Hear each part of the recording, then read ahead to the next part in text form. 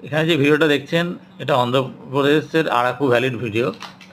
অন্ধ্রপ্রদেশ ট্যুরিজমের ময়ূরিয়া হোটেলে এখানে আমরা ছিলাম, যেখানে বিভিন্ন ট্যারিফের রুম আছে, কটেজ, স্ট্যান্ডার্ড, ডিলাক্স। তো আমরা কটেজ রুম চুজ করেছিলাম, যেটা গ্রাউন্ড ফ্লোরে এবং প্রকৃতির মাঝে। চারিদিকে মনোরম পরিবেশ এবং বাগান দিয়ে ঘেরা প্রত্যেকটা কটেজ। আমরা দুদিন ছিলাম এবং এই কটেজ থেকেই আশেপাশের জায়গাগুলো আমরা ঘুরে দেখেছিলাম।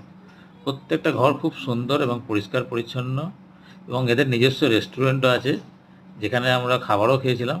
খাবারের মান এবং পরিমাণ দুটোই খুব ভালো, এবং এখান থেকে আশেপাশে দেখারও অনেকগুলো টুরিস্ট স্পট আছে, যেগুলো সত্যিই খুব সুন্দর এবং দুদিন ঘোরার জন্য যথেষ্ট।